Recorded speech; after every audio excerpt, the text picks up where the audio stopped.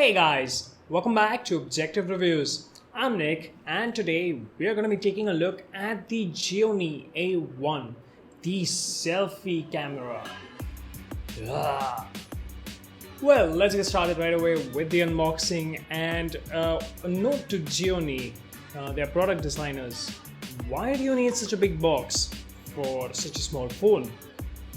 Shrink it, make it smaller, waste less materials. Simple as that. Now the unboxing experience, nothing too flashy. You open up the box and the first thing that you see is the phone, of course, with the right side space completely wasted. Lifting up the box, you have your screen guard, a flimsy but okay-ish transparent cover for your phone, the charger, the micro USB cable, and some decent enough earphones.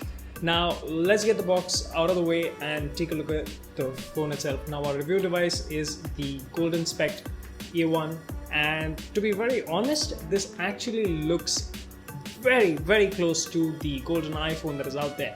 So yeah, we have the same front white face and the back gold face, and yeah, it looks pretty nice. Good finish on the back, and I do have to note that the grain of the texture is very big.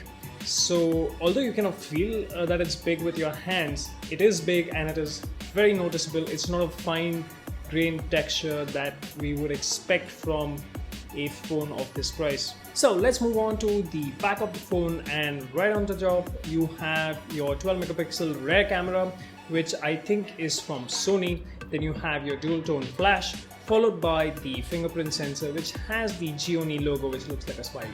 I have always been fascinated by that. Well, that's the only thing on the back, and on the right you have your volume rocker and your power switch, and that's about it. So I'm not going to show you that bit, or maybe I will. Now, talking about the front side is where you have the screen, well, obviously, and the 16 megapixel selfie camera. Now it's quite odd that there's a 16 megapixel camera on the front and a 12 megapixel camera on the back, and there's a good reason for this why Gionee has done this. Well, we all know it because of the selfie feature that they are promoting so heavily, and so I wanted to test it out, and boy was I amazed, and we had a lot of fun playing with this at Arun's office, who actually loaned me this device for the review. So a big thanks to Arun once again. Now the selfie feature, it is probably one of the funkiest pieces of software that I've had the pleasure of using, and it's actually quite fun. Now the smoothing bit I really do not like, and it just makes things too unnatural. And talking about unnatural, you have the whitening. Are you kidding me? Whitening? Well, anyways, moving on, then you have your slimming, which slims out the jaws and makes me look like a vampire. And then finally you have the eye filter thing, which makes me look like a creepy anime character. And when you put all of this to work together, what you get is this. Yes, I'm sorry to put that up on your screen, but this is what it looks like.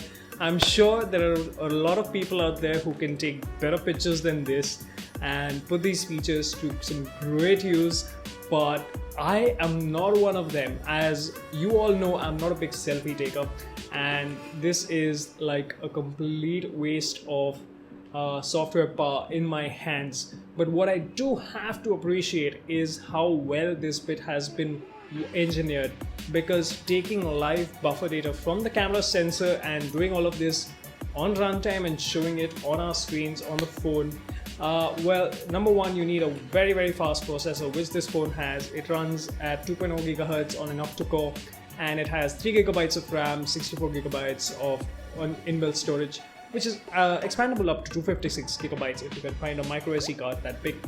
And well, it has VoLTE and all these things, but yeah, the software engineering on the camera app with all these features, really solid work, Gionee.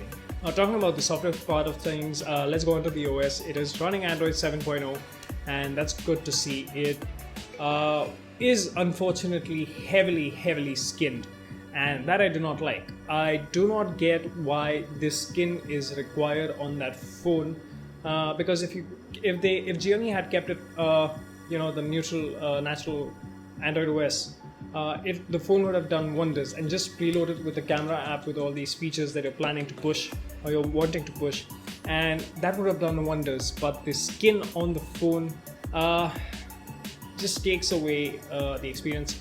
But I guess the people Gionee is targeting is, well, kind of familiar with this kind of an UI, and I am not, which is why I did not like it, but they may like it. That's completely fine. Now, again, being Android 7.0, you do get Google Assistant out of the box. You just have to set it up once, and that's it.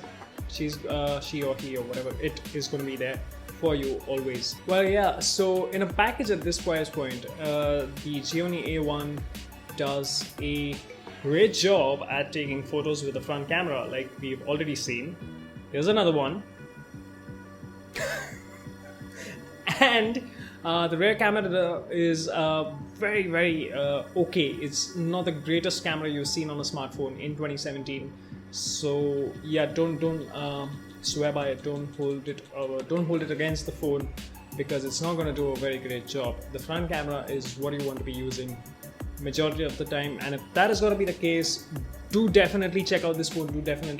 I'll leave a link on your screen somewhere, and you can go ahead and check it out and buy it if you want. Well, that's going to be it for my review of the Gionee A1. If you liked the video, hit the like button. If you disliked it, you know what to do. If you're new around here, don't forget to subscribe and hit that bell icon so you get a notification every time I upload a new video. And don't forget to comment down below with what do you think about this device and how you like me in those photos. I'll see you next time. Cheers.